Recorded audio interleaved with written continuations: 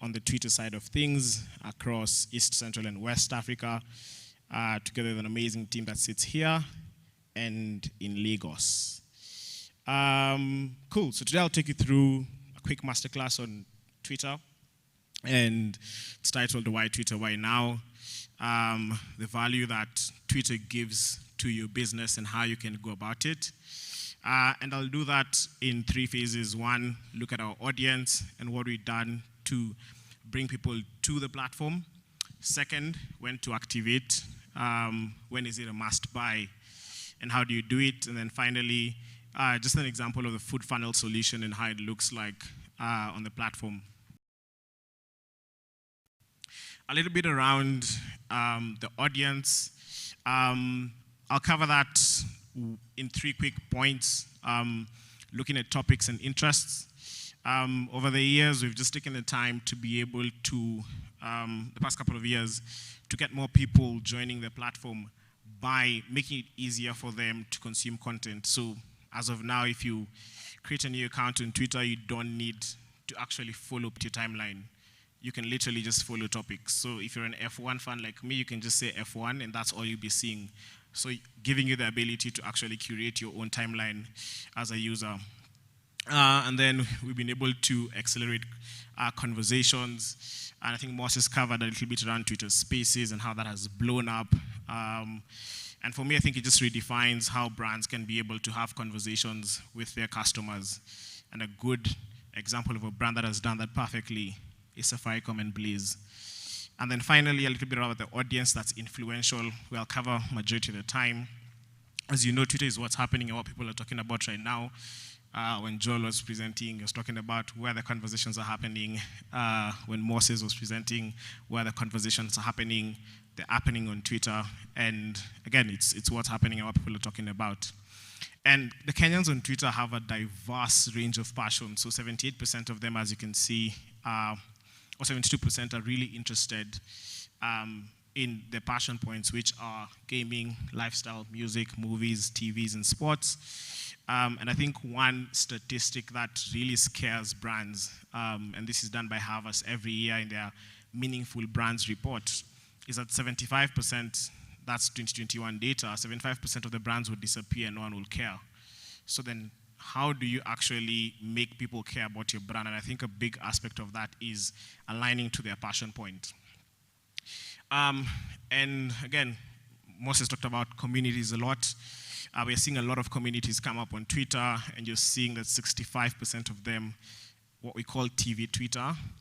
I would look at that also again as a scary metric, mostly for brands, because if 65% of the audience is turning their eyes away from the screen, which is the TV, to actually consume content on Twitter, then how do you actually ensure that you're still being visible, you're still being seen? And we've been able to create products around that actually help you do that. And I mean, I think during sports, it's a big thing. When something happens, everyone's tweeting about it. Just goes to show you the power of that when movies are being launched and other cultural moments. And again, we are attracting an affluent audience across key demographics. So 26%, Twitter users are 26% more affluent than non-users. And you're seeing that about 73% of them are aged between the age of 16 and 34, which again is a huge audience that brands want to have conversations with, as we refer to them, the millennials and Gen Zs and so on. And that community is active throughout the day, so you're seeing them, again, consume a lot of content and staying onto the platform. And again, that presents a huge opportunity for brands to be able to align. When are they most active? 61% of them, it's the first thing they do in the morning. They don't even say hi to their partners or dogs. It is what's trending on Twitter, so how do you align with that? I think that's quite important, mostly if you're looking to launch something new and get people to jump onto it. 85%, well, they're just relaxing at home. Again, it's a massive number to be able to jump on. So people on Twitter are different. It's less look at me and it's more look at this. And I think this was a big cultural moment last year. They're daring on Twitter, so they don't mind sharing their opinion. And again, we've had a lot about customer service here and where that fits in. They're very hopeful. Again, when Joel his colleague were presenting around sentiment and the data they collected, you're seeing a lot of empathy around climate change and doing good within the community. So again, people on Twitter are quite hopeful. They're the first to try, buy, and share new products. So again, that really is a huge opportunity to be able to tap in. More so again, when you're launching something new, you want to be able to take advantage of people who would take your conversation or take your information and spread it far for you. So I wouldn't call them influencers, but they're influential, which is a big aspect, again, of the audience. So they're 6% more likely to be passionate and knowledgeable about your brand. So again, going back to the whole customer service conversation, if you mess up, just own up, because they already know about how the systems work. You can't lie to them. They're 2% more likely to share their views and recommendations. Again, word of mouth, as we know, is a big marketing angle, and there's a huge opportunity for someone to take advantage. They're 5% more likely to be approached by friends and family to give recommendations on what to buy. Again, word of mouth, I think that's a huge opportunity, and 5% more likely to be the first to try out a new product. So you're early adopters when you're bringing something into the market, and they'll definitely give you feedback about how your product is. Twitter is the #1 platform for brand interaction, and again, this is of a study that was done, and you can see that 65% of the users rate Twitter as a good platform to be able to hear from their brands. So as a brand, if you're visible on the platform, it's quite important for you then to see, how do I ensure that I'm engaging my brands? And we've seen amazing examples over the years. KCB, I think, has been an amazing brand on Twitter.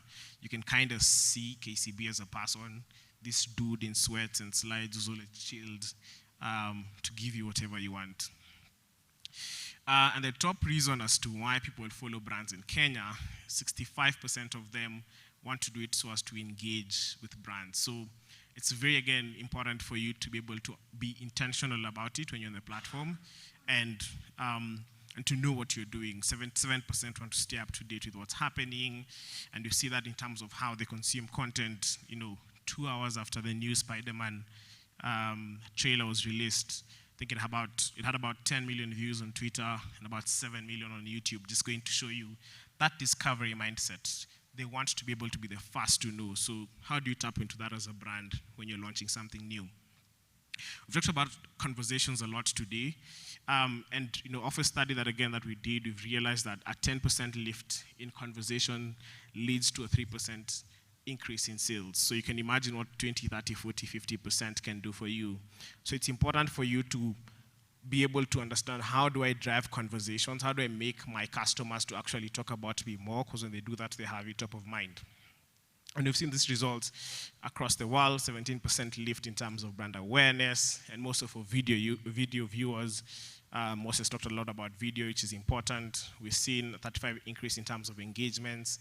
And again, I'll kind of refer to it as growth hacking. So if you're looking to do a lot around engagement, there's a huge opportunity to do so using specific tools that are available on the platform. There's a 40% higher ROI versus other digital channels, which is one of the largest within the world as we speak. So that's about the audience, but when do you actually activate? What are the moments that you actually do so? And there are two huge moments. One is when you're trying to launch something new, trying to increase or build interest and awareness for a product that you're bringing into the market. So whether it's a new product, a new campaign, a new promotion, a new pricing strategy, whatever it is, there's a huge advantage to take here. There's a huge advantage that you can take when it comes to the Twitter audience. And we've seen that only 15% of brands actually hit their brand KPIs when it comes to launching. This was a study done by, again, I think the Harvest team. It was quite, being able to look into more than 1,200 brands, if I'm not wrong, and asking them and trying to figure out if they do actually hit their launch KPIs when they do so. And only 15% of them did, which is a scary number. But the most interesting is that 2/3 of them are more likely to use Twitter as a platform to launch. So again, when you look at how information spreads on the platform, there's a huge opportunity to launch on Twitter, get people talking about it, and then being able to spread over onto other platforms. And I think that easily happens these days when you look at Airtel and the amazing red versus green. It's a conversation that began on the platform. They just posted that video and left. But then that was able to spill over onto TV, print, and so on and so forth. So there's a huge opportunity to do that when you're launching. And when you're doing that, there's a huge opportunity to be able to stay in touch with what tomorrow's consumers want. So, well-being is a huge conversation. I think the creator culture and gig economy, we've sort of talked about this the whole week with Wowzy. Everyday wonders and fascinations that happen. And I think, there's a lot of content being created around that. Sustainability, we just finished COP26, and you sort of see the conversations happening across the world. Tech is quite big, and also people's identity and people just being able to express themselves truly. And Twitter is the best place to introduce something new. So 94% of Kenyans want to see something new from brands. So they're there, they're waiting, they're ready. All you have to do is actually take advantage of them when you're launching something new. The second biggest thing is connect. And connect really is about passion points and cultural relevance. So I think one of the biggest cultural moments that happens on Twitter in Kenya specifically is the Premier League. So tomorrow, I think from, let's give it a guess, maybe about 10 a.m. until about Monday, 10 a.m., all that's going to be trending is football when something big happens. So if you're looking to align with that, because 75% of the brands can disappear and no one cares, but if you align with something that they care about, it's easier for you to be able to speak to them. And that's why I believe people tend to do sponsorships and be part of things that are happening every single day. So we've seen that there's a 73% correlation between your brand's cultural relevance and the revenue that it actually accrues. That's why I believe, again, as I was saying, people are getting into sponsorships because you want to be part of what people care about every single day. And that is done through cultural events, through moments, trends that happen, events, occasions, things like International Friendship Day, and being able to tie that to a product like Black and White whiskey because it's made for sharing with friends. So how do you create that conversation and actually align with it? And Twitter is where brands build that cultural relevance. So there's an 88% correlation between the spend on Twitter and a brand's cultural relevance at the end of the day. And the biggest thing that we've seen, and I talked about this earlier, is that TV and Twitter are better together now. When huge cultural moments are happening on TV, people are turning their faces and their eyes onto Twitter to tweet about these moments. And you see that with news, with sports, cultural moments, and so on. So you get 6% incremental reach for your Twitter campaigns when you extend them onto Twitter. And that is, the campaigns you're doing on TV. And there's an incremental reach, so 25% more to reach the 18 to 24 age bracket. And we have an amazing product in Twitter Amplify that does this perfectly. One of the brands that has taken advantage of this heavily is Absa. So every weekend, they actually get highlights of Premier League matches and do pre-roll videos behind that. So it's really curated and very specific. You just don't spray and pray. Sorry about that. And then people turn to Twitter for big entertainment moments. You're sort of able to see the percentage or the average total minutes people spend on Twitter versus other platforms when it comes to these huge moments, the Grammys, football, NBA, and so on and so forth. So again, people are turning onto Twitter, so you need to be visible and extend what you're doing on TV, more so when it comes to sponsorship onto Twitter. And we've been able to create full funnel solutions around that drive business objectives for advertisers. So, expanded reach, being able to help you to find niche audiences if you want so through custom lists, being able to find competitor audiences by targeting specific handles if you want. So imagine as an Apple user, seeing an ad telling you drop that apple, buy a Samsung, and it's coming from Samsung, it's really, again, it speaks to you. It's highly customized at scale, and you can easily do that. You can also scale your first-party data. So if you have a database of email addresses and phone numbers, you can actually, sorry, not phone numbers, but email addresses only, you can upload them and match that against the Twitter audience to be able then to find who of your customers are on Twitter, and they can get a specific messaging that's different to what everyone is seeing. So if I'm a bank customer and I've already registered, I shouldn't be seeing an ad telling me open a bank account. I should be seeing something else. And we have solutions to help grow. So through timeline takeovers, which is our premium buy, you become the first ad people see when they wake up in the morning. Again, remember what I said, when they wake up in the morning, the first thing they open is Twitter. So how do you become that? So that's through a timeline takeover. Twitter Amplify, where you are able to place a 6 to 15 second ad on video content as a pre-roll. Again, it's highly curated, and you're buying into that content. So all your spend essentially goes into that content. And then the normal promoted ads and app installs, which are a very big pillar for us over the next few years from a performance perspective, where we are building, and we've seen amazing results so far, a lot on app installs. So we have solutions to grow a business across the funnel, as much as we tend to believe that the funnel doesn't exist anymore. But whether it's awareness, interest, consideration, all the way down, there are objectives under which you can buy, and there are solutions that you can be able to use. And I think it's one of the most diverse within the space. So how are leading brands doing this? So just a couple of quick examples.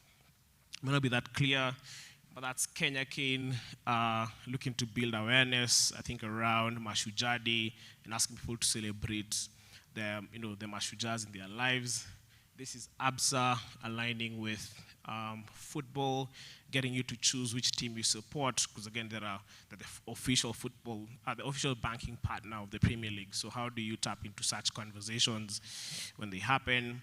Driving website clicks, amazing work by MFS Africa to be able to create awareness around what they're doing.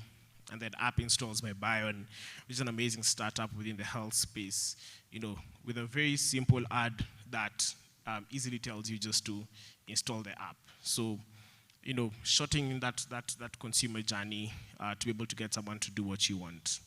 So, I think the biggest takeaways, and if you don't remember anything I've said, you remember these ones, is that we are building a better Twitter so as to be able to allow people to easily consume content. The superpower is not the platform, but the people on the platform. So they have to be at the center of what you're doing. And then we have a full funnel solution.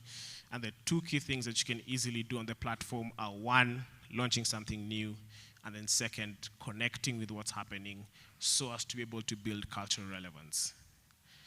And yeah, thank you very much. I am happy to take any questions.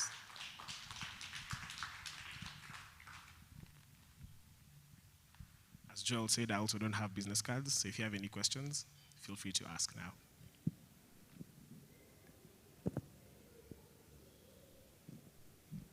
I guess the presentation was pretty self-explanatory, as they say. Cool. Thank you very much once again. Thank you very much to the Google team, and you've been an amazing audience.